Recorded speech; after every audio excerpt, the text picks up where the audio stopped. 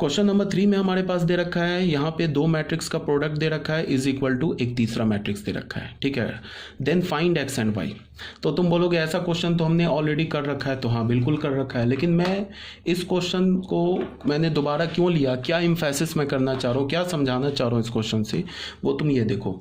Method number 1 जो है ये ऑलरेडी हमने कर रखा है, इस दोनों को हम लोग मल्टीप्लाई करें तो ये दो मैट्रिक्स आ जाएगा, एक लेफ्ट हैंड साइड में एक राइट हैंड साइड में, क्रॉसपॉन्डिंग एलिमेंट्स को इक्वेट कर देंगे, इक्वेटिंग द क्रॉसपॉन्डिंग एलिमेंट्स, ठीक है। तो हमें क्या मिल जाएगा,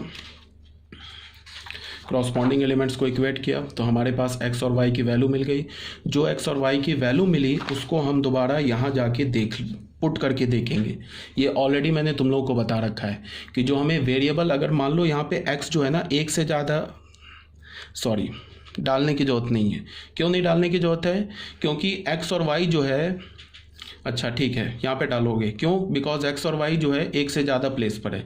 ये तो A11 है ना, ये पूरा एलिमेंट A11 है, ये क्या हमारा A21 है, तो A11 पे भी एक्स और वाई है, A21 पे भी एक्स और वाई है। तो एक्स और वाई जो वेरिएबल है एक से ज़्यादा प्लेस पर है, तो जो तुम फाइनल एक्स वाई का वैल्यू निकालोगे उसको डाल के यहाँ चेक भी करोगे। ऐसा तो नहीं कि इनकन्सिस्टेंट आ रहा है, एक्स और वाई का वैल्यू यहाँ पुट किया तो ये तो 2 के इक्वल आ गया, बट यहाँ पुट किया तो ये मान लो 4 के इक्वल आ गया, तो वो एक्स और वाई की वैल्यू रिजेक्ट हो जाएगी, ठीक है। तो फिर क्या लिखोगे, आंसर क्या होगा कि X and Y does not exist, there is no X and Y, ठीक है।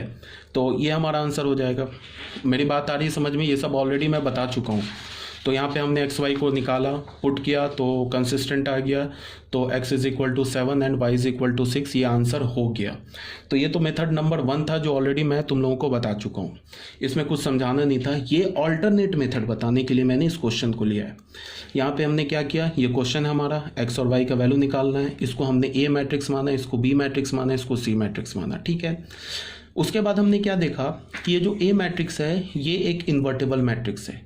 तो इन्वर्टेबल मैट्रिक्स कैसे पता चला, इसका डिटर्मिनेंट क्या है, -1 नॉट इक्वल टू 0। तो इसको A माना, इसको B माना, इसको C माना, ये इन्वर्टेबल है, ठीक है। A इनवर्स एग्जिस्ट, हमारा ये इक्वेशन किस में कन्वर्ट हो गया, AB is equal to C में। तो अब हमने A इनवर्स से प्री मल्टीप्लाई कर दिया, तो हमें क्या मिल गया, A inverse AB is equal to A inverse C। इसमें हमने एसोसिएटिव रूल लगा दिया, A इनवर्स इंटू A को एक साथ रखा, इंटू B क्या इनवर्स C रखा, तो ये I हो गया, IB is equal to A inverse C। तो यहाँ से हमें क्या मिला, B is equal to A inverse C। तो हमें ये B क्या है, हमारे पास XY मैट्रिक्स है। अब ये A इनवर्स, ये A किसे माना हमने, इस मैट्रिक्स को माना है, इसका इनवर्स इंटू C मैट्रिक्स। तो ऐसे करने से हमें क्या पता चल गया कि अब यहाँ पे हमने क्या किया, A इनवर्स, इसका इनवर्स निकाल लिया। इनवर्स कैसे निकालोगे, इसका डिटर्मिनेंट निकाल लो। डिटर्मिनेंट क्या होगा, 4 - 5 -1 into adjoint A. Adjoint A तो तुम एक ही लाइन में लिख सकते हो क्योंकि 2x2 ऑर्डर का ये मैट्रिक्स है। तो यहाँ पे हमने इसका adjoint A into A inverse लिख लिया। A इनवर्स पहले अलग से निकाल लिया, उसके बाद ये A इनवर्स आ गया, उसको यहाँ डाला, मल्टीप्लाई कर दिया, तो फिर क्या हो गया, X Y is equal to this. तो एक्स और वाई की वैल्यू हमने निकाल ली। तो ये जो मेथड 2 था ना, ऑल्टरनेट मेथड, इसी को बताने के लिए मैंने ये क्वेश्चन दोबारा लिया, ठीक है।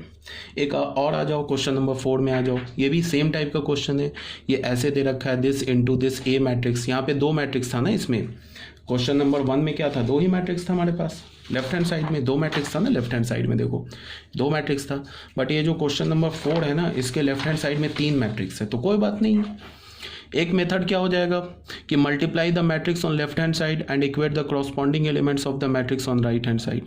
ये खुद से कर लेना, do it yourself. Method number 2 में आ जाओ। इस मैट्रिक्स को हमने B बोल दिया, इसको A है, इसको C बोल दिया, इसको D बोल दिया।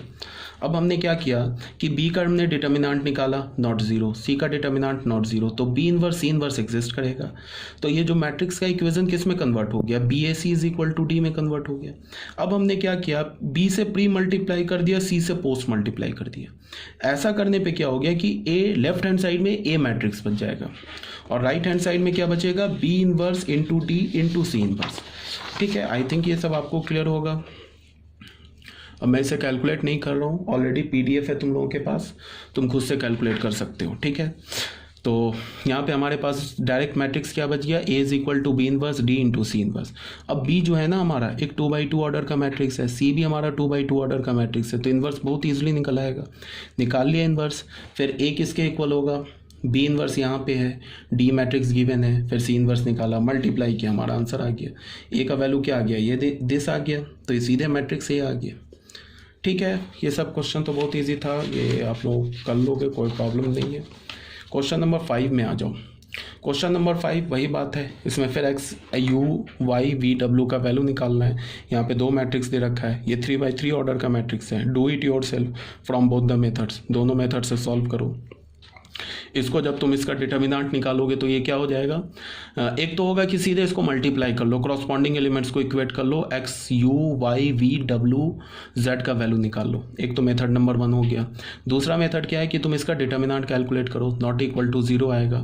फिर क्या करो, इसके इनवर्स से दोनों साइड मल्टीप्लाई कर लो, ये मैट्रिक्स बच जाएगा। या राइट हैंड साइड में मैट्रिक्स को कैलकुलेट कर लो, सीधे x u y V Z W का वैल्यू निकाल लो। ठीक है, तो ये था हमारा क्वेश्चन नंबर 5। आई थिंक आपको क्लियर होगा। अगर नहीं समझ में आ रहा है, नहीं सॉल्व हो रहा है तो पूछ लेना, मैं सॉल्व करके तुम्हारा दोबारा वीडियो बना के तुम्हें एक एक को फैक्टर निकाल के एक एक मल्टीप्लिकेशन दोबारा दिखा दूंगा। और इससे ज़्यादा मैं क्या कर सकता हूँ। ठीक है।